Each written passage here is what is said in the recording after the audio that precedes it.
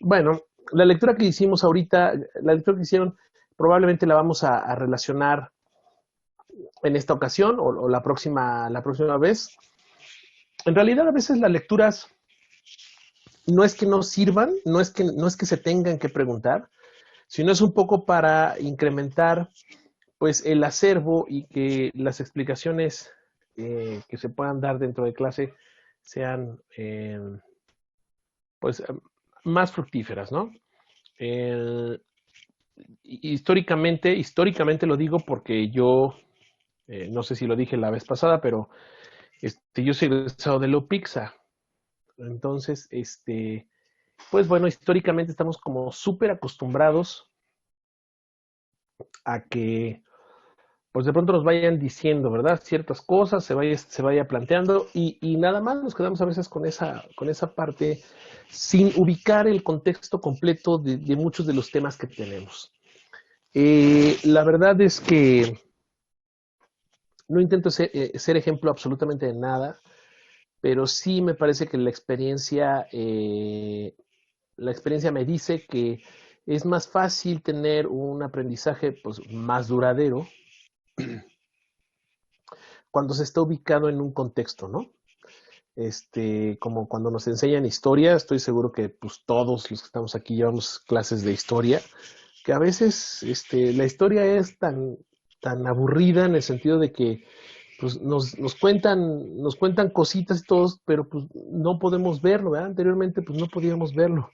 Hoy pues estamos apoyados por un grupo de imágenes que es posible obtener de la red o de diferentes sitios.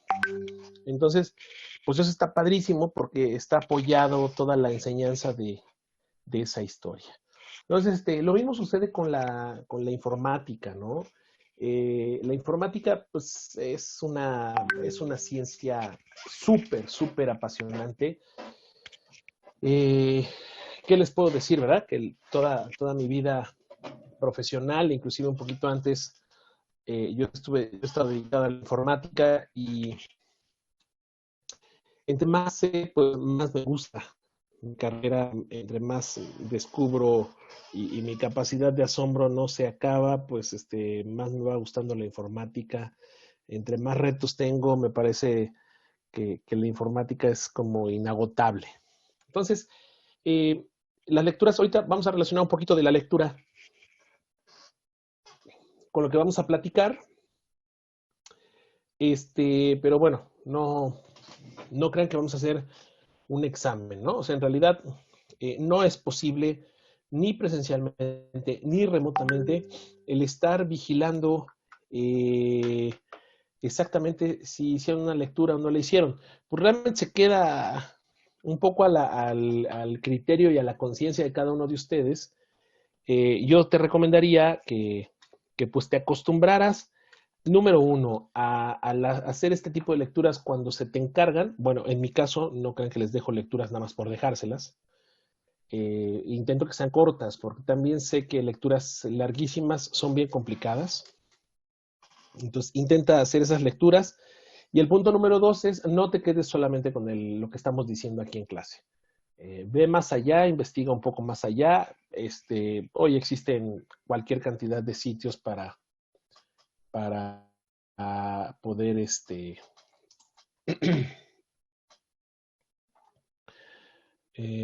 para poder apoyar el aprendizaje pues de cada uno de nosotros. Y pues también eso es una buena costumbre porque pues les tengo noticias, ¿no? No sé si a lo mejor ya se habían dado cuenta, seguro que sí, pero si no, pues importante decirles que la informática será en el futuro el área laboral y profesional de desarrollo del que ustedes van a comer, ¿no? O sea, el que tan buenos informáticos sean, este, va a depender a veces de estos empleos, pero no solamente buenos informáticos en cuestión de conocimiento, sino en cuestión de la argumentación, de la lógica, de la actitud, de las responsabilidades que tomen como informáticos. Y para tomar responsabilidades es importante pues estar involucrado y eso significa también en el contexto completo.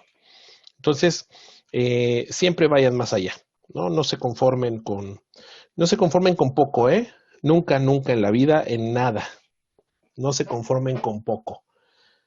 Aspiren a mucho. Aspiren a mucho. Es impresionante cuando las cosas, cuando uno se plantea cosas grandes, verán que poco a poco las pueden lograr. Tampoco es magia, ¿verdad? Nadie dijo que fuera magia. Entonces, bueno, pues muy bien, muy bien, muy bien. Eh, por otro lado, bueno, pues vamos a empezar. Por otro lado, importante, tengo 45 personas en esta secuencia. Se me, se me, se me hizo grande esta secuencia. Entonces, bueno, esperemos que los que están inscritos ya logren estar todos el día de hoy. Voy a hacer algún recuento por ahí. Ya lo veremos para que no se pierda nadie las clases. En fin, muy bien. Bueno, pues el día de hoy lo que vamos a hacer es, les voy a compartir una presentación. Vamos a trabajar un poquito con... Volver a ver. eh, qué bueno que me lo preguntaste. Justo se los dije al otro grupo. ¿Por qué me preguntabas? ¿No estuviste en la clase pasada o alguna cosa? No, sí, la clase pasada sí estuve.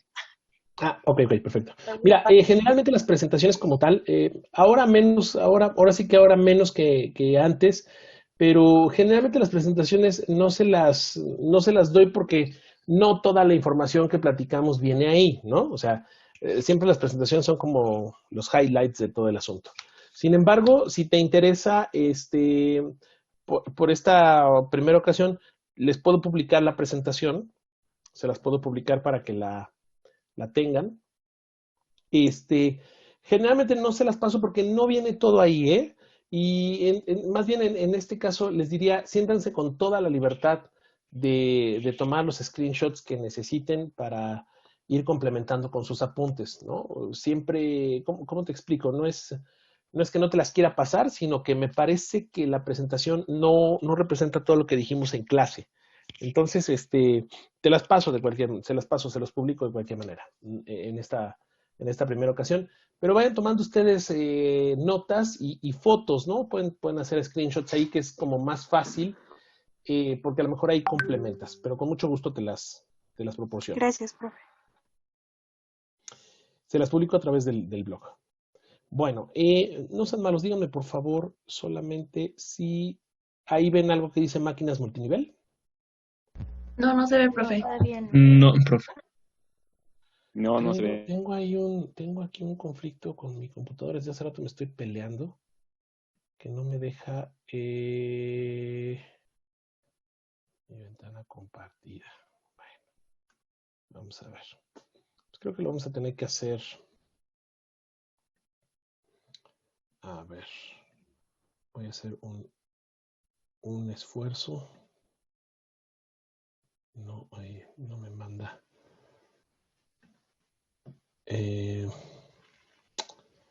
Bueno,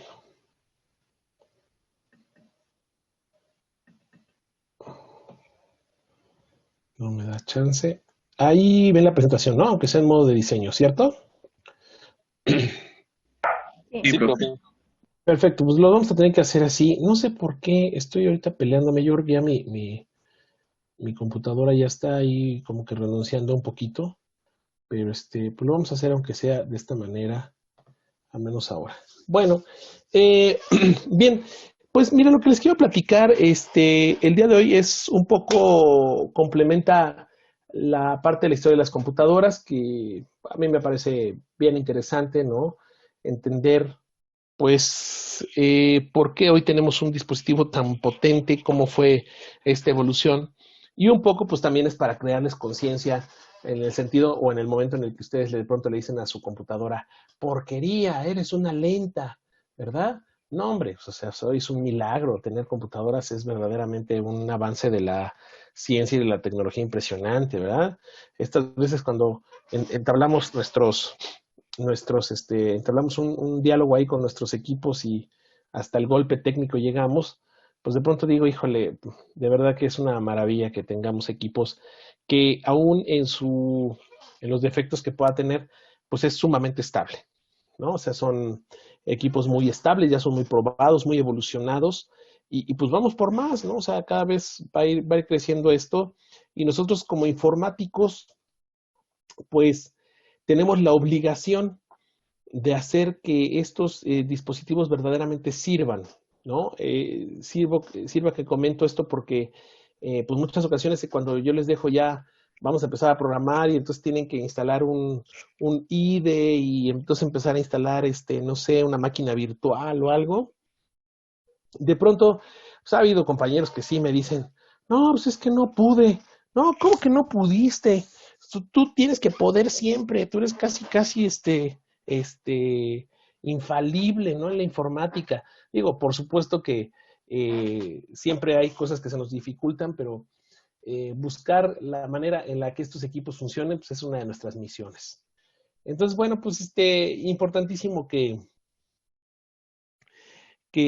ustedes siempre luchen porque estos equipos funcionen de la mejor manera y optimizar el uso, ¿no?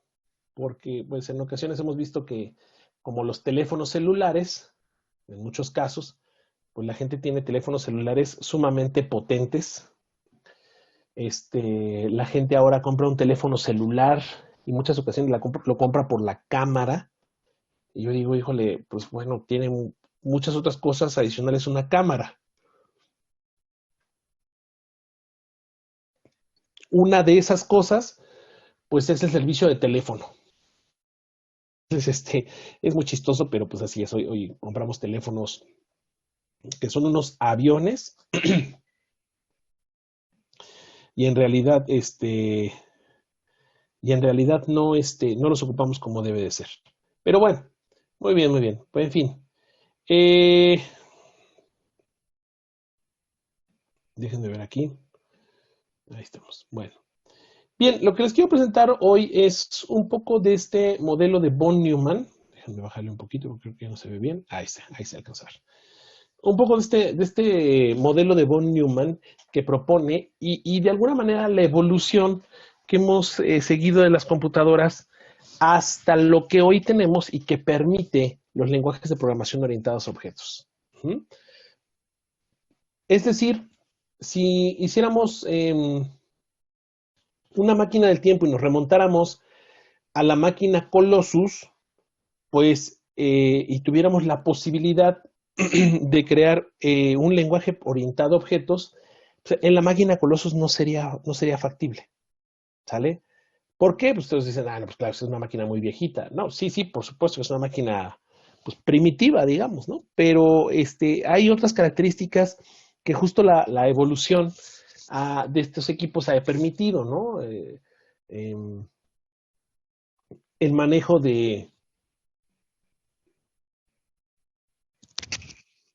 perdón, estoy dándole aquí acceso. Bien, ahí estamos, 45 estamos.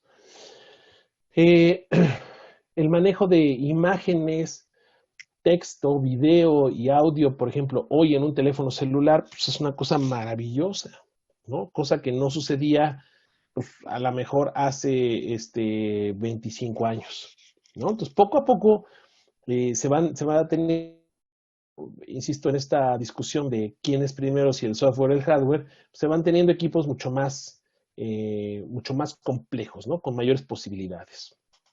Los lenguajes de programación orientados a objetos son también son producto de tanto de una filosofía, de una evolución de la filosofía de programación, como una evolución de los equipos. O sea, ¿qué sí me permite una computadora y qué no me permite una computadora?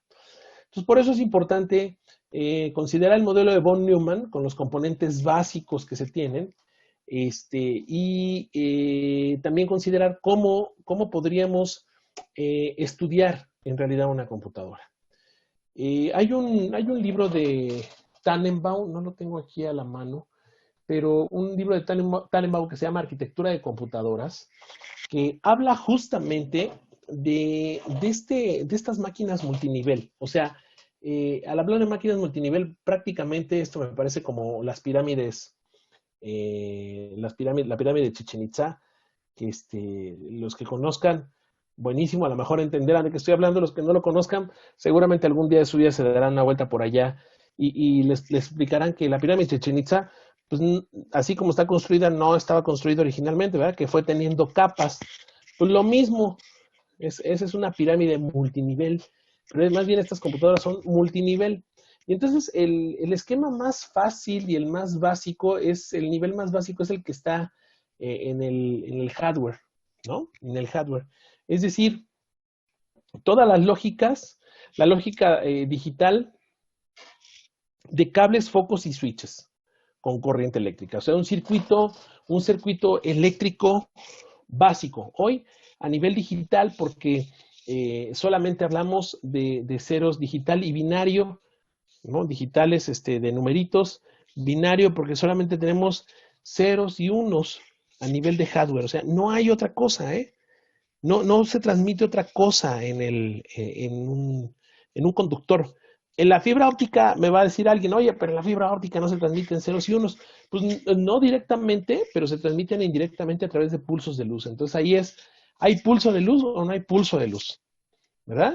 La fibra óptica, que es, digamos, el conductor de los medios alambrados, el más evolucionado que tenemos, y ahora el más comercial. O sea, yo me acuerdo cuando empecé a dar clases en UPIXA, que la primera ocasión que di clase me tocó dar comunicación de datos, que era telecomunicaciones en el nivel más básico, y se hablaba de la fibra óptica como un sueño, ¿eh? O sea, tenías que buscar quien te regalara un pequeño retazo de fibra óptica para mostrarlo, ¿no? Y hacer una canalización era complicadísimo. Hoy en día, pues la fibra óptica es muy, no digamos económica, pero muy asequible, ¿no? O sea, lo podemos tener fácilmente. Muchísimas empresas han volcado, el costo ya no es tan alto.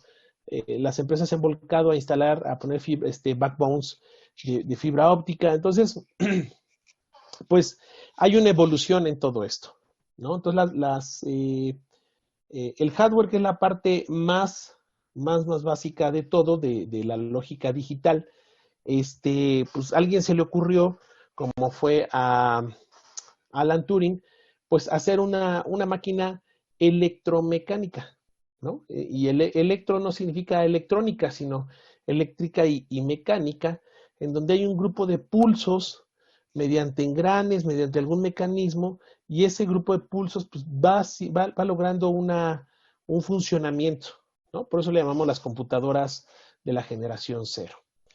Un poquito más adelante, pues ya empezamos a tener una secuencia, puede ser electromecánico también, o una secuencia de movimientos que permite ejecutar pues un programa, ¿no? Es decir, ya como esta máquina de Alan Turing, a través de los engranes y de una alimentación constante de energía en algunos lugares, pues se tenía una secuencia de movimientos y esto generaba, o sea, ya había un microprograma. Este microprograma, pues hoy sabemos que existe en los chips de las computadoras, ¿no? Hay un microprograma. O sea, hay secuencias de unos y ceros que se generan con base en algún pulso, en alguna instrucción, a lo mejor de nivel superior, pero sigue siendo un microprograma. Un poco más arriba, pues está el lenguaje de máquina, ¿verdad? El lenguaje de máquina, que cuando hablamos del lenguaje de máquina, pues en su momento eran códigos alambrados, ¿no? Yo pongo un switch y pongo un alambre que va de aquí a acá y cierra este circuito, y entonces eran unos y ceros meramente, o sea, la secuencia, comandos a través de unos y ceros que permitían ejecutar ese tipo, esas instrucciones, y que inclusive en su momento, pues, permitieron la ejecución de procesos gigantescos, ¿no? Eso lo hemos venido viendo. Y un poquito más arriba está el sistema operativo. El sistema operativo, igual que lo dije en la otra secuencia, no crean que vamos a hablar de hardware, ¿eh? O sea, no.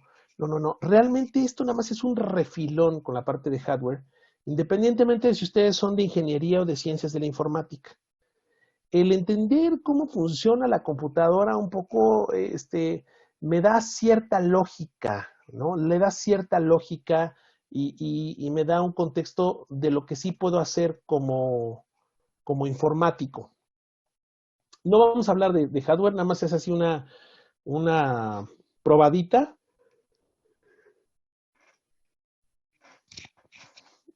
Disculpen, nada más es una probadita y vamos a desembocar de esto que vamos a platicar. Hoy vamos a desembocar en los lenguajes de programación orientado a objetos. ¿Vale? Bien, el sistema operativo tiene su tratamiento bien especial. ¿Ok? Bien especial. Porque es, a lo largo de los años, pues es un software que ya está paquetizado. Ajá, ya es un grupo de comandos, de programas, que inclusive ya puede correr en equipos diferentes, ¿no? Con características similares, ¿no? O sea, por ejemplo, un Windows puede correr en equipos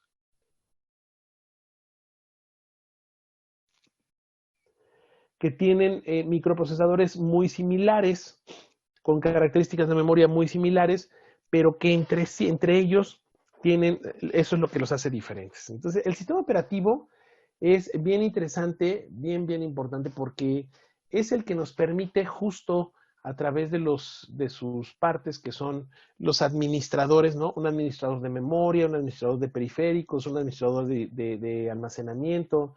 Es el software que nos permite hacer el mejor uso del equipo de cómputo.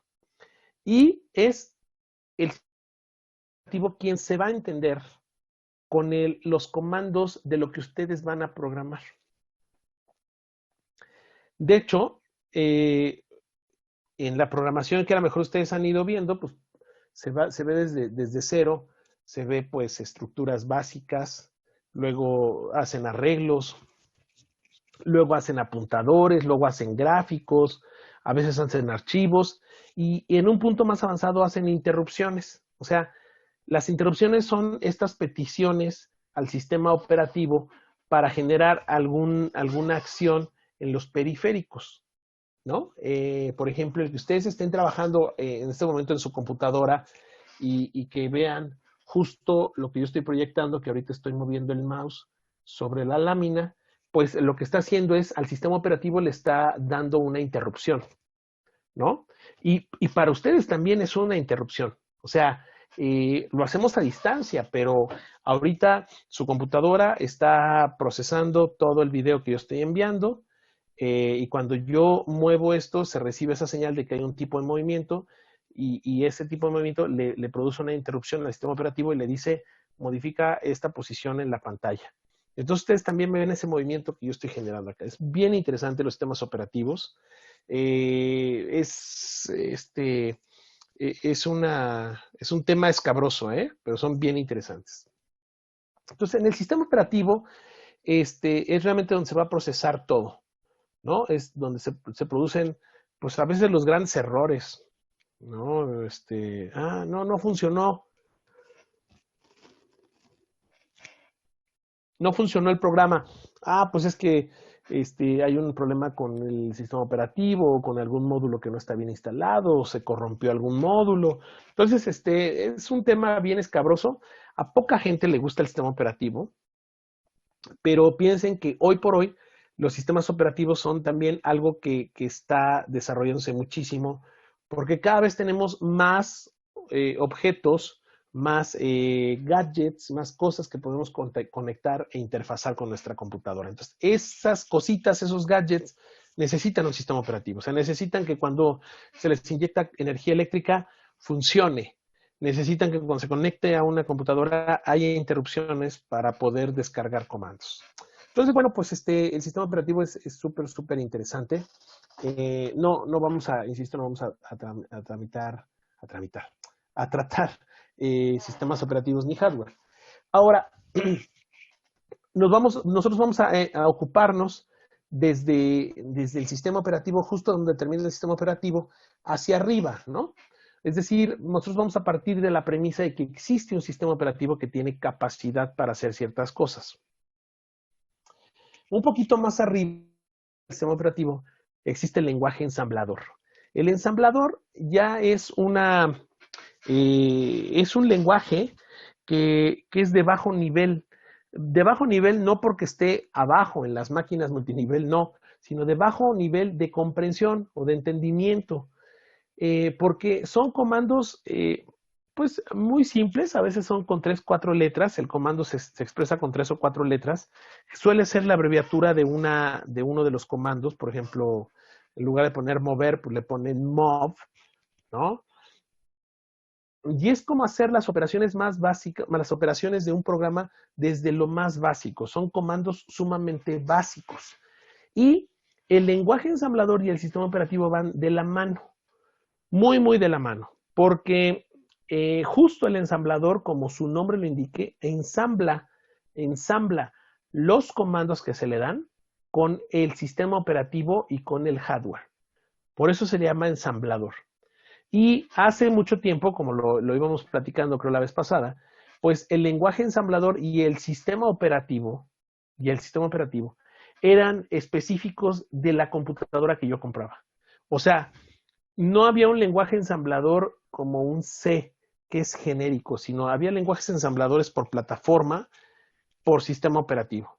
Entonces, estos tenían algunas pequeñas variaciones porque, pues, obviamente la computadora A no tenía las mismas capacidades que la computadora B. Entonces, eso limitaba que a lo mejor yo no podía utilizar en el lenguaje ensamblador, pues, ciertos comandos. Tenía cosas más limitadas. ¿Sale? Entonces, bueno, pues eso ha ido con la evolución, ¿verdad? Ahora nos ocupamos tanto del lenguaje ensamblador, aunque si ustedes llevan esa materia, sobre todo ustedes que son de ingeniería, la orientación de la carrera de ingeniería es un poco el poder producir este tipo de interfaces, sea sistemas operativos o programas de bajo nivel, para a lo mejor, no sé, un dispositivo, un aparato que sea un analizador de sangre, ¿no? O este tipo de interfaces para un brazo robótico o para algún tipo de gadget que ustedes hayan creado para algo. Entonces, ustedes van a tener que estar metidos muchas veces a nivel de lenguaje ensamblador o a veces hasta producir un lenguaje ensamblador para los dispositivos que ustedes vayan creando, para los aparatitos que ustedes vayan creando o inventando, ¿no? Entonces, ustedes van a moverse, o la idea un poco de la carrera es que se muevan en esos niveles, ¿no? De sistema operativo, lenguaje ensamblador y en muchos casos, si es posible, a través de un lenguaje de alto nivel. ¿Por qué digo si es posible?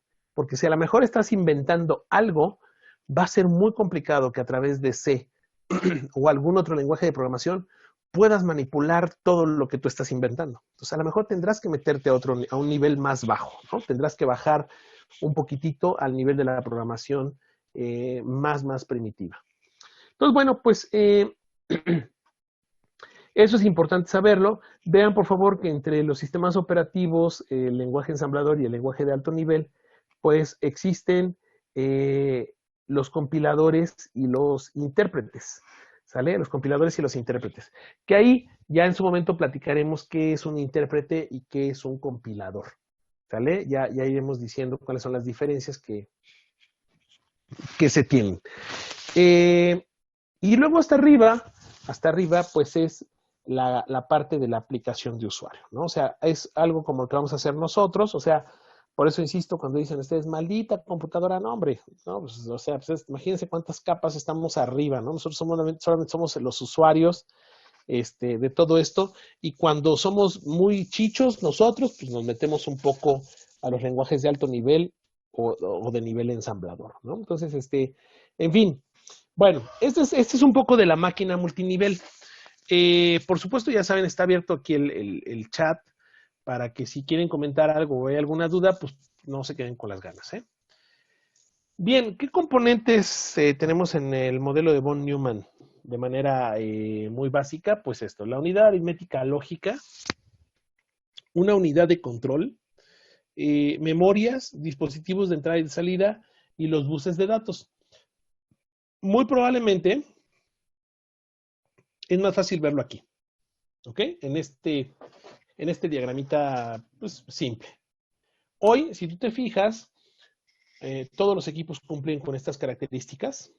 Y no solamente hablamos de una entrada y una salida, hablamos de N entradas y N salidas. E inclusive hemos encontrado la manera de poder hacer entradas y salidas a través de nuevas formas como pueden ser los infrarrojos o el Bluetooth, ¿no? O sea, hace años nada más hablábamos de medios inalámbricos, el Bluetooth, las microondas satelitales y las microondas terrestres. Hoy hablamos del Bluetooth. O sea, Bluetooth se ha vuelto un estándar impresionante. Y no es a veces la mejor tecnología, ¿no? O sea, tiene sus grandes áreas de oportunidad todavía Bluetooth, pero nos funciona para muchísimas cosas, ¿no? Entonces, hoy input y output pues son bien interesantes, poder estudiarlos. Los CPUs tienen estas características y vemos también que hay una evolución de procesadores, o sea, podríamos platicar todo el semestre de procesadores.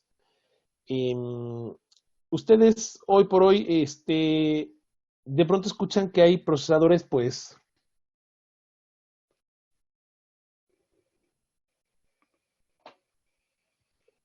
disculpen, hay procesadores más potentes que otros. Y en realidad lo que sucede es que también el hardware no es que haya llegado a un límite, pero sí observamos que las propias características físicas de los semiconductores, de los materiales de los que están hechos estos componentes, han llegado a un límite, ¿no? Anteriormente veíamos, platicaba yo con la otra secuencia, pues que las computadoras daban saltos impresionantes entre un modelo y otro, ¿no?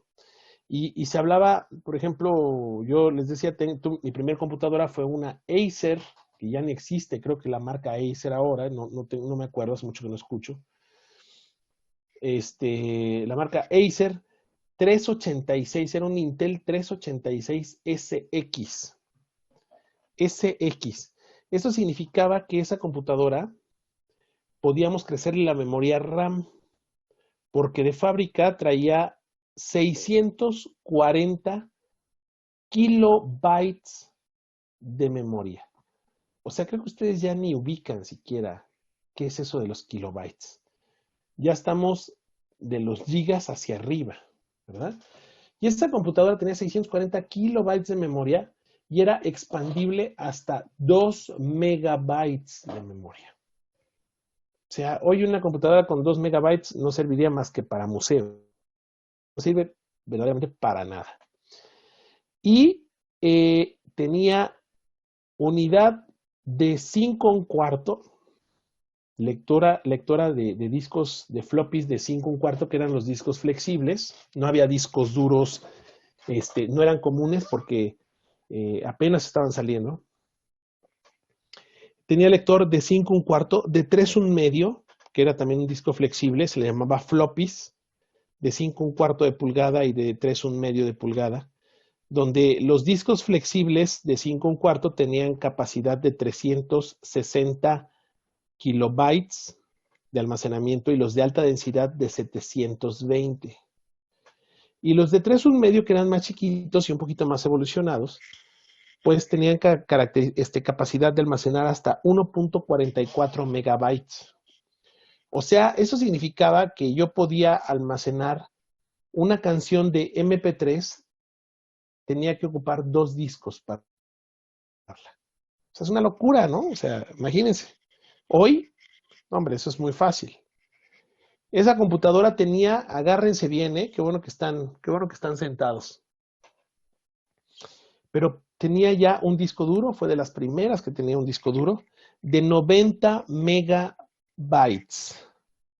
O sea, yo podía almacenar en mi disco duro, podía almacenar hasta 30 canciones MP3. Por supuesto que no existía el formato MP3, pero es una comparación. Entonces, pues era bien complicado, ¿no? Y, oye, pero ¿por qué no tenía, por qué no tenía más memoria? Pues podías extenderla hasta 2 megas, pero más allá de 2 megas, el microprocesador no podía leer más allá de 2 megas en cuestión de posicionamiento. Pues imagínense, pues era complicadísimo, ¿no? Complicadísimo. Entonces, después salió el 486 y luego salió el Pentium y luego salieron un montón de procesadores y no, pues ya empezamos ahí a tener discos duros más grandes y más grandes y más grandes. Comentaba yo también con la secuencia que me acuerdo en el 92 más o menos, cuando se cumplió el centenario de la Secretaría de Comunicaciones y Transportes, hubo una expo aquí en México muy, muy grande, muy famosa. Y lo que traían como una de las primicias, que de verdad estaba en una vitrinita, con sus foquitos y todo resguardada y cuidado y todo el asunto, era un disco duro de 1 terabyte. No, no, no, era nuestro sueño ideal, tener un disco con esa capacidad. Hoy, 30 años después, prácticamente, pues lo tenemos. Entonces, hoy veo, por ejemplo, que los microprocesadores no es que crezcan en la velocidad, ya no crecen mucho en la velocidad de procesamiento porque tienen una limitación.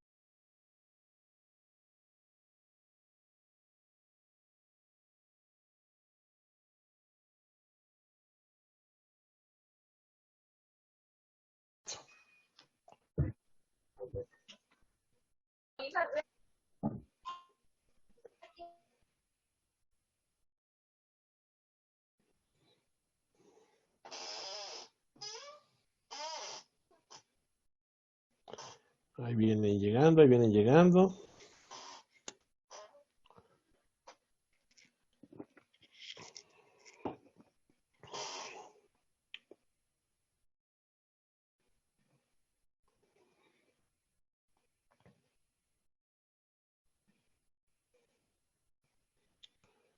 Ahí los veo, ya casi lo logramos, ya casi estamos todos de vuelta.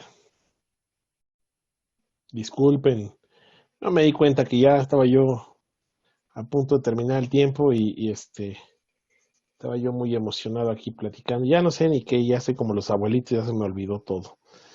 Bueno, vamos a esperar a que lleguen, nos faltan 5 personas de entrar, creo que ya están aquí tocando la puerta. Ahí vamos en 39. Ahí viene, ahí viene. Bien, 40.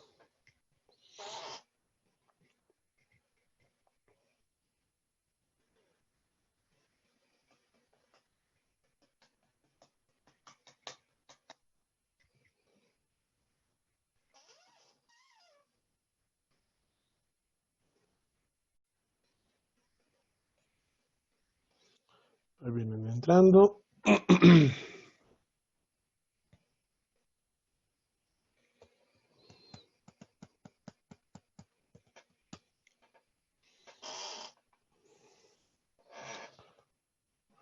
Cuatro. Casi, casi lo logramos. Estar todos nuevamente.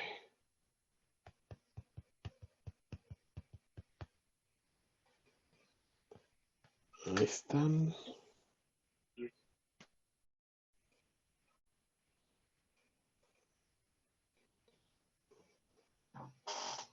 Muy bien, muy bien. Bueno. Creo que casi estamos todos. Creo. Seguramente llegarán ahorita 2 personitas por ahí que nos hacen falta. Bueno, comentaba yo. Entonces, decía que justo, pues ahora los procesadores no cambian en cuestión de la velocidad, sino que ahora veo que los procesadores vienen con diferentes núcleos, es decir, traen más de un procesador, ¿verdad? Traen más de un núcleo de procesamiento. Entonces ahora yo veo, por ejemplo, que tienen computadoras que tienen 4 núcleos, 8 núcleos, y digo, caray, es una locura. Es una locura y es también lo que nos ha orillado a tener el software, ¿no? Equipos cada vez más poderosos porque pues procesamos cada vez más, ¿no? Ahora ya procesamos mucho video, mucha imagen, mucho audio.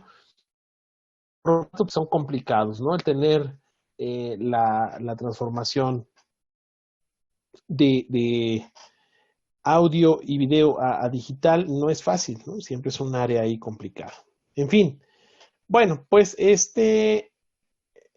Y bueno, aquí la pregunta muy sencilla. ¿En dónde radica la posibilidad de hacer más cosas con el mismo equipo físico? ¿No? Por eso tenemos ahora tantas actualizaciones. ¿En dónde radica esa posibilidad? Pues la respuesta muy sencilla y que ya le hemos platicado. En el sistema operativo. ¿Sale? El sistema operativo es lo que permite que el equipo se utilice o los recursos de hardware se utilicen pues de la mejor manera. ¿Sale? Tiene una gran función aquí en este diagramita muy simple de cuatro capas, pues es el interlocutor entre la aplicación, entre el lenguaje de programación y el hardware, ¿no? Se va a encargar de hacer todo lo necesario para que el equipo, el hardware, pueda ejecutar los programas que yo voy haciendo o los programas que se le ponen a ejecutar. Y hasta arriba, pues bueno, está la capa anaranjada, que bien es importante, porque si no, no tendría sentido nada de esto. Pues el usuario, ¿no? Muchas veces este usuario es el propio usuario que conocemos nosotros, nuestro cliente, o somos nosotros. Pero, pues por ahí viene el secreto de tener un poco del conocimiento de cuál es el flujo en cuestión de comandos y de programas. Y bueno, aquí les puse, pues ahí están un montón de sistemas operativos, ¿no? O sea, algunos de ellos, pues creo que ya hasta se murieron, ¿verdad? Creo que ya ni existen. Por ejemplo, BlackBerry, pues ya, ahí creo que tiene ahí una evolución y hay cosas ahí interesantes con BlackBerry, pero pues muchos de esos sistemas operativos ya algunos se quedaron obsoletos, otros están en boga, otros siguen funcionando, otros han sido grandes fracasos, ¿no? Pero si ustedes me preguntan, lo discutíamos un poco también, ¿cuál es el mejor sistema operativo? No hay uno mejor. O sea, no hay uno mejor porque todos tienen sus características muy específicas. O sea, no podemos ocupar todos los sistemas para cualquier dispositivo, ¿no? Hoy existe tal gama donde hay tabletas, hay computadoras de escritorio, hay laptops, hay teléfonos celulares, hay diferentes gadgets de muchas cosas. Inclusive hoy por hoy los vehículos, por ejemplo, o algunos electrodomésticos tienen posibilidad de interfazar a través de la red. Y entonces necesitan sistemas operativos, si no el mismo, pues sistemas operativos que puedan ser de alguna manera más portables y que puedan instalarse en estos gadgets como comunes. Entonces, pues es complicado, ¿no? Es complicado decidir cuál es el mejor. O sea, hay una diversidad ahí. Bien, ¿dudas hasta aquí? ¿Cómo vamos? ¿Cómo vamos? ¿Bien, mal, regular? ¿Ya me dormí? Bien, Ahí vamos. profe. Eso es todo. Bien, profe, bien. Muy bien. Excelente. Ahí, algunos los veo aquí como que en fotito. ¿Verdad? Algunos pusieron aquí su foto, está bien ahí para que yo me imagine más o menos cómo son, pero pues está complicado. Yo no tengo idea si a lo mejor algunos, gracias Daniel, ahí Miranda también me puso que todo está bien. Yo no sé, yo no tengo idea, ¿verdad? Evidentemente, si ustedes me conocen o no me conocen, pues a lo mejor no, a lo mejor no me conocen, pero pues es bien complicado porque ahora es todo es una imaginación. Así como está mi avatar ese que está ahí, pues soy bastante parecido a ese. Ya después haremos una sesión con cámaras abiertas y comemos tamales, cada quien con su tamal en su casa o algo así, para conocernos. Muy bien. Bueno, pues les quiero mostrar, ya acercándonos ahora sí a los lenguajes de programación. Aquí estamos en esta mera, muy bien. Bueno, igual le voy a poner la lámina completa, va a ser mucho más fácil que estar ahí luchando. Quiero platicarles rápidamente justo un poco de las generaciones de los lenguajes de programación, una vez que ya más o menos vimos cuál era la relación que tenía y cómo ha ido evolucionando, pues a nivel de hardware, cómo ha evolucionado dependiendo del hardware que ha estado disponible en ese momento. Ujú. Entonces, primeramente, y va de la mano con las máquinas multinivel, y va de la mano con las generaciones de computadoras y todo lo que hemos venido platicando, pues los lenguajes de programación. Es algo similar, ¿no? La primera generación, pues son esta parte de los lenguajes máquina, que si bien ya les decía yo, pues son cableados. O sea, esos lenguajes de programación son cableados. Yo no sé si a lo mejor ustedes llegaron a ver estas películas viejitas, viejitas, donde había un conmutador, y entonces la conmutadora, ¿no? La conmutadora o la operadora se encargaba de cablear las llamadas. Sonaba una chicharra y entonces ellos con ellas conectaban su teléfono, se tomaba la llamada, ¿verdad? Y luego para hacer la conmutación, pues conectaban otros dos cables al número de extensión y entonces pues era toda una labor manual. Hoy por hoy no es así, ¿verdad? Hoy se hace a través de un dispositivo y permites pues, IVRs, donde se escucha una grabación y tú vas marcando con tonos y en muchos casos, decía yo, ya reconoce la voz, ¿no? Entonces ya ustedes pueden decir, saldo de tarjeta y entonces el IVR reconoce y entonces va mapeando más o menos en las posibilidades que tiene programadas. Los lenguajes máquina entonces pues eran este grupo de cablecitos, como la máquina de Alan Turing, pues era un lenguaje máquina, ¿no? O sea, el poder elaborar estos procesos tenía que haber un cableado y tenía que haber un programador para ese programa, para ese momento, para esa máquina, ¿no? Entonces, los programadores en su momento verdaderamente eran unos sabios, ¿no? Unos sabios, porque tenían que saber un poco de la programación, pero un poco de la mecánica, pero un poco de la eléctrica. Un poquito más adelante, como ustedes recordarán, pues había unos equipos que ya se vendían incluye un CRT, o sea, un tubo de rayos catódicos. No, hombre, pues qué maravilla. Ya tiene un tubo de rayos catódicos, o sea, un monitor. Ah, bueno, pues eso significaba que ya podíamos tener lenguajes de programación simbólicos, o sea, con un asterisco o con un signo o con un algo, significaba un comando, ¿no? Entonces, de ahí vienen esto que estamos diciendo que son los lenguajes ensambladores. O sea, ya tiene un lenguaje esa computadora. Ya ensambla con ese lenguaje. Ah, pues buenísimo. Por eso decía yo que el lenguaje ensamblador y en su momento los sistemas operativos estaban ligados directamente al equipo. Un poquito más adelante vienen estos lenguajes de programación, de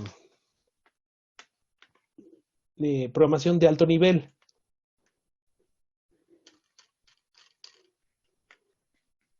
¿Qué es el alto nivel? Disculpen. ¿Qué es el alto nivel? Se habla de alto nivel en cuestión de cómo se comprende el lenguaje de programación. O sea, como comandos, ¿es fácilmente comprensible o es incomprensible? O sea, los lenguajes ensambladores, pues son de bajo nivel, o sea, de bajo nivel de comprensión. No es fácil que yo pueda entender los comandos. Necesito tener una cultura, necesito tener un entrenamiento en esos comandos. Mientras que los lenguajes de alto nivel ya son comandos mucho más apegados al lenguaje natural, como lo que estamos manejando nosotros. Por default, pues bueno, los lenguajes de programación generalmente están en inglés, ¿no? Aunque habremos de comprender que pues, es muy probable que en otros países no siempre los lenguajes de programación están traducidos, pero hay lenguajes de programación que están traducidos, ¿no? O sea, un chino, un japonés, un ruso, un árabe, que son inclusive grafías diferentes, pues es muy interesante, ¿verdad? Cómo escriben los comandos. Y un poco es como nosotros lo hemos tenido que hacer. Nosotros, hablando español, pues tenemos que programar la inmensa mayoría de las veces en inglés. Los comandos son en inglés, ¿no? Existe a lo mejor toda la parte de operadores lógicos y relacionales y todo este tipo de cosas que son un poco más universales.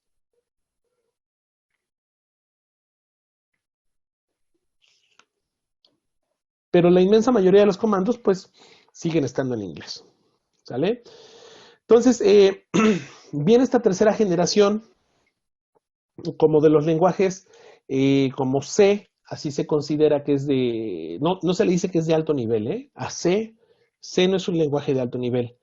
Para fines de software, que es lo que vamos a ver en la siguiente lámina, para fines de software, el lenguaje C es de nivel medio, ¿ok? De nivel medio, o sea, no es tan fácil entender, tiene una sintaxis, tiene modificadores, tiene alguna parte de su escritura no es tan fácil de entender. Pero se le llama esta tercera generación programación de alto nivel, por eso digo, con base en el hardware, ¿ok? Estoy haciendo énfasis en eso. Hay lenguajes mucho más sencillos como por ejemplo Pascal. A lo mejor algunos de ustedes han escuchado o han visto Pascal.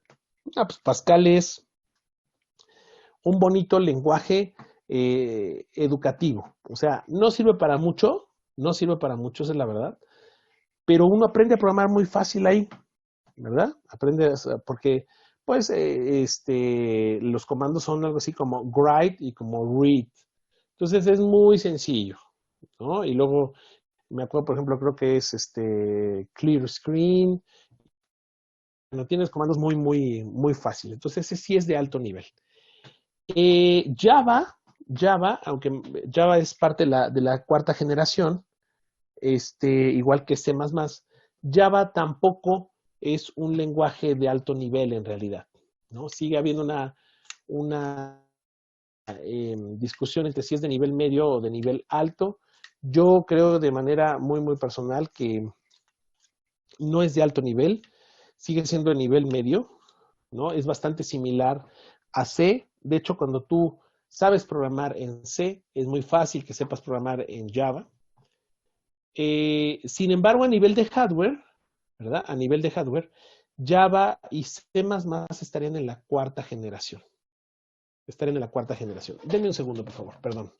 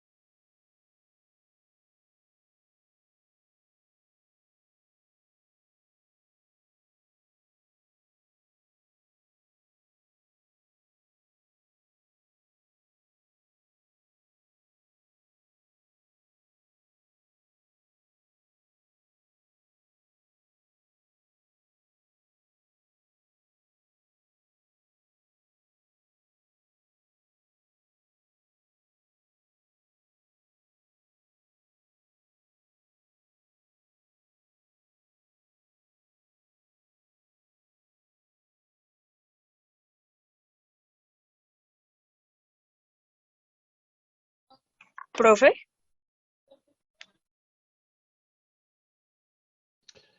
Ahorita Sí, bien. dígame. Denme un segundo, por favor, perdón. Denme un segundo, por favor. Ah, ok.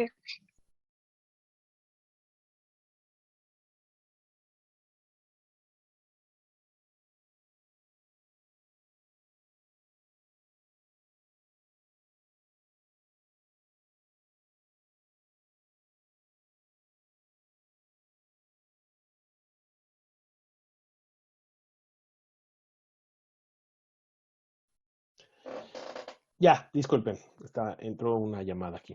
Bueno, muy bien. Pues mencionaba yo entonces la generación, los lenguajes de cuarta generación, que son los que están orientados a objetos, pues están considerados ahí porque una de las características más importantes que puede tener a nivel de atrás, de tras bambalinas, es el manejo de la memoria. ¿verdad?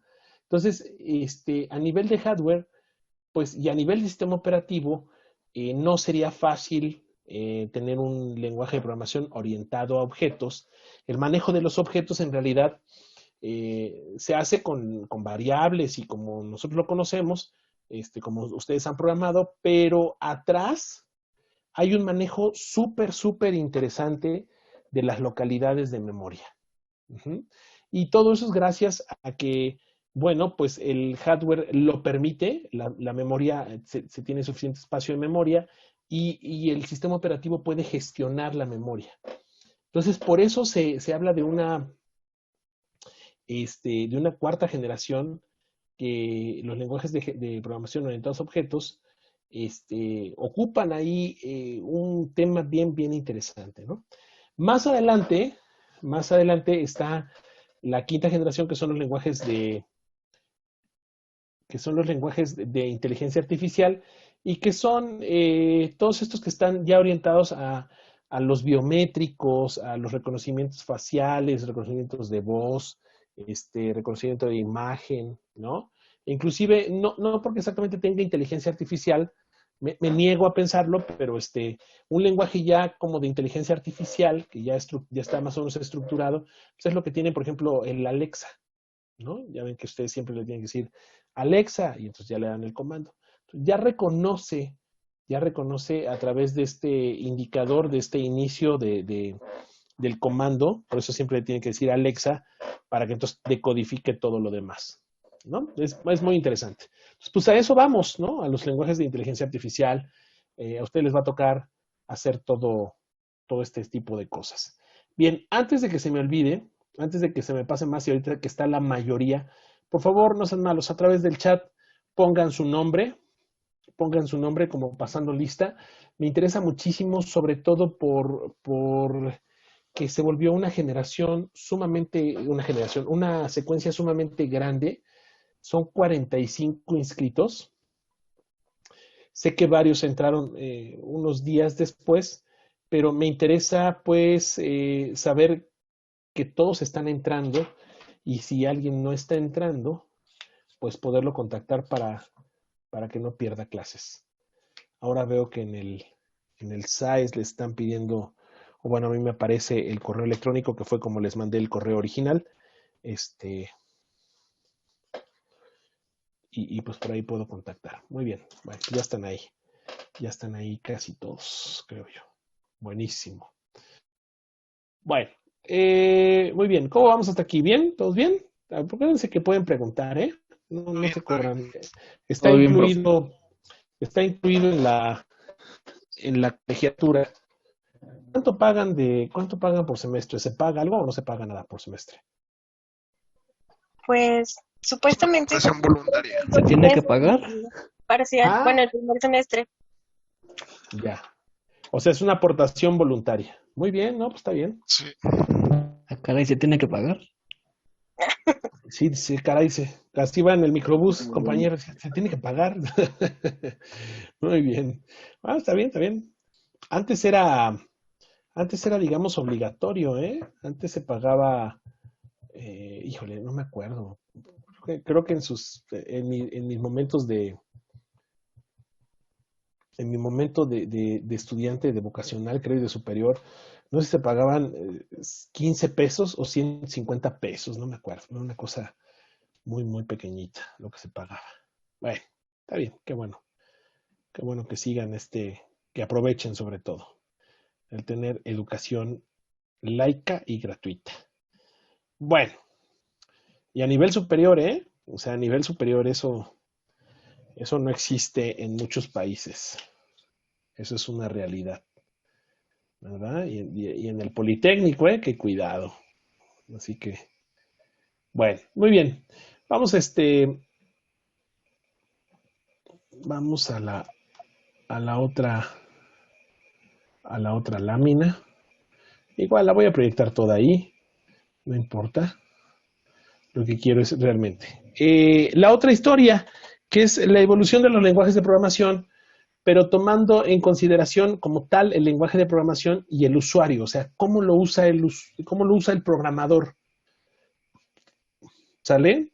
Y ahí, pues la primera generación es de los lenguajes de programación lineales. Eh, muchos, el mejor ejemplo de un lenguaje de programación lineal, pues es BASIC, ¿no? Es BASIC, donde no existían todas estas estructuras que hoy tenemos, ¿no? Esto sirva para las personas que a lo mejor no se sienten tan seguras en la programación o que están un poco perdidas. De pronto, estos momentitos donde retomamos las cosas básicas, pues para que lo recuerden y pues se vale preguntar, ¿no? ¿Cuáles son, a ver quién se anima, cuáles son las estructuras de programación que existen? La programación lineal no tiene estructuras, ¿no? Entonces en BASIC lo que hacíamos era, pues cargábamos no era compilador, era un intérprete, en realidad BASIC era un intérprete. Ya mencionaremos en su momento con detalle la diferencia entre un intérprete y un compilador. BASIC, pues lo abrías, ¿no? Yo aprendí a programar en BASIC, yo aprendí a programar en un montón de lenguajes, porque pues ya tengo algunos años en este asunto. Insisto, no me conocen físicamente algunos seguramente, pero espero verme más joven de lo que soy, pero pues ya tengo mis hitos, ya no me cuesto al primer error, como dicen. Pero a mí me tocaron las computadoras cuando no tenían disco duro. Entonces, cuando yo aprendí a programar, pues tenías que meter tus discos antes de encender la computadora, tus discos de sistema operativo. En aquel entonces estaba el sistema operativo MS2 3.11 y metías, eran dos disquitos de 5 un cuarto. Prendías la computadora y empezaba a leerlos. Después te decía, introduzca el disco 2. Pues introducías el disco 2, le dabas enter, terminaba de leer y te aparecía un prompt que era algo así como A, dos puntos, diagonal mayor que. Y ahí comenzabas a poner los comandos. Pues cargaba el sistema operativo en la memoria y luego tenías que meter tus disquitos de BASIC, ¿no? Ese era un disquito, lo metías, lo cargabas y entonces te aparecía, pues, hoy le diríamos un IDE, ¿no? Un IDE, pero no era un IDE, era realmente una interfaz con numeritos que decía 10, 20, 30, 40, 50, 60. Y entonces tú ibas poniendo los comandos y no existían estructuras, por ejemplo, no había estructuras. Por eso aquí la pregunta es, antes de decir cómo le hacíamos, quiero preguntarles, a ver quién se anima a decirme cuáles son las estructuras básicas para ya la programación estructurada. ¿Cuáles son las estructuras básicas de programación? A ver quién se acuerda. ¿Serían las secuenciales? Ok, muy bien, Daniel. Muy bien, gracias. Las secuenciales es justo lo que estoy describiendo. Así era la programación lineal, secuencial. Ese es el primer tipo de estructura, que es un grupo de comandos que se ejecutan uno tras otro de manera consecutiva. Esa es una estructura secuencial. Gracias, Daniel. ¿Quién más? Las simples y múltiples, ¿no? Caray, ¿cuáles serán las simples y cuáles serán las múltiples? A ver, dame un poquito más de detalles. No esperé.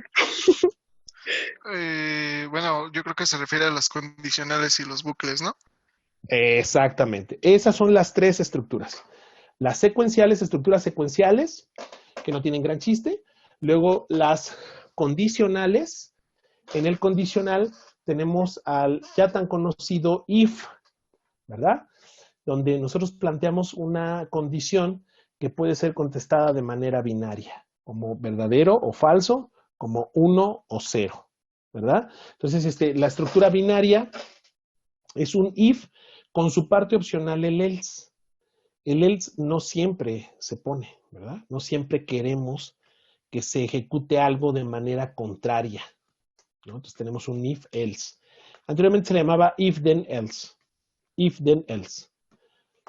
Pero bueno, y luego tenemos una estructura que se llama repetitiva. No sé cómo lo mencionó ahorita quien me ayudó, pero es o repetitiva, o iterativa, o cíclica, o también son ciclos, o bucles, ¿no? Es decir, es todo este tipo de cosas que esta estructura que nos permite repetir un grupo de comandos. Y ahí tenemos pues tres, ¿no? Básicamente tenemos el for, el while y el do while. ¿Quién me dice las características del for? ¿Quién se anima? ¿Qué Que características? para cierta condición se debe de... Para cierta condición se va a cumplir una instrucción y si no se repite va a andar validando hasta que se cumpla, ¿no? No, ese no es el for, fíjate. En realidad lo que me estás diciendo es el while. Ah, es el while, sí, cierto. Es el while. El for, la característica que tiene es la repetición de ese grupo de comandos un número ya determinado de veces. Por supuesto que en la programación hay muchos trucos, ¿no? Porque aunque diga que repita 10 veces, pues yo tendría alguna manera de poder alterar eso y que no se repitiera 10 veces, ¿no? Pero de origen es la repetición de un grupo de comandos por un número determinado de veces. El while es justo lo que nos decía Daniel. Es la repetición de un grupo de comandos mientras se cumple una condición. ¿Ok? Mientras se cumple una condición. ¿Cuántas veces? No lo sé. ¿Y el do while? ¿Quién se anima a decirme do while? Es aquella que va a hacer cierta tarea Ujú. eh, mientras le da una instrucción, o sea, haz mientras haya Ah, tanto número de casos hasta que ya se termine de cumplir, va a terminar de hacer las instrucciones. ok, más o menos, más o menos. Muchas veces se piensa en eso de mientras se hace esto, haz otra cosa. Y no, en realidad, el do while es lo mismo que el while, ¿no? Se va a repetir un grupo de comandos mientras se cumpla una condición, mientras sí se cumpla la condición, pero al menos lo va a hacer una vez. Al menos lo hace una ocasión. Entonces, es lo mismo que el do while, solamente que aquí garantizas hacerlo al menos una vez y después empieza a comparar esa condición, empieza a validar la condición, y si esto se cumple, entonces continúa con la ejecución hasta que deje de cumplirse la condición. Muy bien, ahí va, muy bien. Excelente, excelente. Bueno, entonces tenemos, después de en la programación lineal no teníamos estructuras.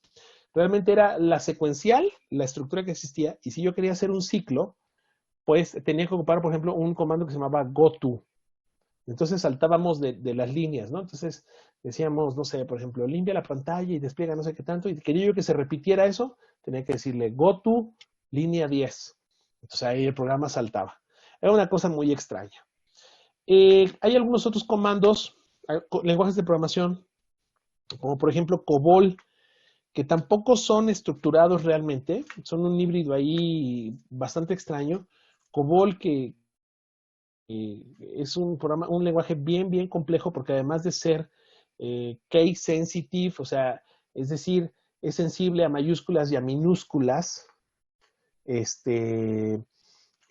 aparte necesita tener unas condiciones especiales, la sintaxis es compleja, es posicional, o sea, el programa tiene que estar escrito a partir, por ejemplo, de la columna 4, no todas las secciones, tiene secciones muy determinadas, que el Working Storage Section y el Data Division y un montón de secciones ahí raras. Muy robusto, un lenguaje de programación orientado a los negocios. El Banco de México, nuestro Banco de México, no Citibanamex, el Banco de México, es decir, la autoridad aquí en cuestión de lo monetario, tiene todo su core, todo su núcleo del negocio, lo tiene desarrollado en COBOL. Entonces, imagínense nada más, es algo interesante todavía, ¿no? COBOL. En fin, luego viene un poquito más adelante los lenguajes de programación estructurada. Y ahí surge, por ejemplo, C, surge Pascal, ¿no? Como que son, ya tienen estas estructuras que permiten hacer la programación muy cómoda, ¿no? Tienen facilidad para poder repetirse. El anidamiento de estructuras, pues, es prácticamente infinito. Entonces, la programación estructurada, pues, es una maravilla en ese sentido, ¿no? Y la programación estructurada en realidad es una simulación bien interesante de las estructuras de pensamiento humano, ¿no? Así funcionamos nosotros como humanos. Mentalmente, nosotros tenemos secuencias tenemos condiciones y tenemos bucles, ¿no? Tenemos bucles. Es bien interesante la programación estructurada. Bueno, luego vienen ahí en medio la programación por eventos. Por ejemplo, en su momento salió Visual Basic. Visual Basic fue una programación por eventos. El evento se permitió una vez que fue posible tener lenguajes de programación, o más bien, interfaces gráficas. Ahí fue donde vino Windows, por ejemplo, ¿no? Windows. Entonces ya había lenguajes de programación que me permitían programar componentes. Ahí surgió el famosísimo drag and drop, ¿no? Es decir, arrastrarlos, ya había IDEs, era muy fácil tener una interfaz de desarrollo, ya había las GUI, las interfaces gráficas de usuario, entonces era muy fácil poder programar gráficamente y de ahí surgieron, por ejemplo, estos iconitos. Si ustedes abren Word, pues hoy ya saben que el disquito pues es salvar, ¿no? O que, no sé, una hojita en blanco pues es algo nuevo, no sé, todos los simbolitos que vienen ahí. Pero ustedes, si por ejemplo pasan el mouse sobre el disquito sin apretarlo y lo dejan ahí un ratito, sale una etiquetita que dice guardar. Eso es un evento.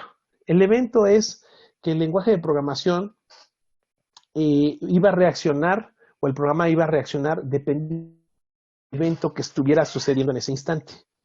¿Sale? Entonces, la programación por eventos, entonces, fue también el predecesor de la programación orientada a objetos. ¿Ok? Windows ya tenía este concepto de que una ventana era un objeto, ¿ok? Que era una entidad que se podía tratar de manera separada. ¿Sale? ¿Qué otro por eventos? Bueno, sí hubo varios por ahí, sí hubo varios lenguajes, pero el más significativo fue Visual Basic. Luego, se quiso llevar como al límite en la cuarta generación. De hecho, se llaman por eso 4GLs, lenguajes de cuarta generación. Se quiso llevar al límite el asunto de la computación personal. Y lo que se buscaba es que el programador no fuera exactamente un programador, que pudiera ser cualquier persona, y que esa persona pudiera tener capacidad para programar, para tener una base de datos y para generar reportes. ¿Sale? Entonces, el 4GL era una herramienta pues, ahí medio híbrida, que muy enfocada como a cualquier tipo de usuario. No tuvo gran resultado porque pues, los que ocupaban los 4GLs seguían siendo los programadores de formación. Y en ese momento, justo adelantito, viene la programación orientada a objetos. ¿Sale? La programación orientada a objetos, bueno, perdón, los 4GLs, por ejemplo, un 4GL fue algo, por ejemplo, que surgió como Fox Pro. No sé si ustedes lo hayan escuchado en algún momento. Fox Pro también existió una interfaz por ahí simpaticona de manejador de archivos que se llamaba Clipper, pero también buscaba hacer un 4GL. Entonces, pues había varios ejemplos ahí comerciales, o un DBase, por ejemplo, también DBase tenía posibilidad para poder hacer ese tipo de cosas. En fin, bueno, llegan después los lenguajes de programación orientada, la programación orientada a objetos, que ahí vienen evoluciones, justo por lo que decíamos, el manejo de memoria, un manejo de memoria mucho más eficiente, con algunas características que bueno, vamos a platicar con detalle en la próxima ocasión. Nos vamos a quedar hasta aquí. Los voy a dejar así como Televisa con el suspenso. Con los lenguajes de cuarta generación, los lenguajes de programación orientados a objetos. Y la próxima clase como tal, nosotros vamos a empezar ya con estos conceptos. ¿Sale? Entonces, ha sido como un entremés, un vistazo de todo esto. Y la próxima ocasión vamos a terminar nada más con estas 3 generaciones chiquititas y empezamos con los conceptos de objetos, ¿eh? Prácticamente la próxima ocasión podríamos concluir la primera unidad completa porque los conceptos son sencillos, digamos, son pocos y son sencillos, pero cuando los empezamos a desglosar viene la parte rica. ¿Sale? Entonces, bueno, si hay alguna duda, por favor, este será el momento. Si hay alguna duda, algún comentario. Por mi parte no. ¿No? No, profe. Todo bien, profe. ¿Todo en orden? Muy bien. ¿Cómo vamos? ¿Bien? Sí, ¿Bien? Excelente. Sí, profe. Excelente. Bien ahí. Espero que vaya cobrando sentido algunas cosas. Buenísimo. Bueno, pues entonces, pues nos vemos el próximo lunes. Descansen, que tengan buena noche y cuídense mucho, por favor, para podernos ver todos bien el próximo lunes por acá. Muchas gracias por su atención. Sí, bueno. Sí, profe. Gracias, Igualmente. hasta luego. Hasta luego, hasta luego, profe. Sí. Buenas noches.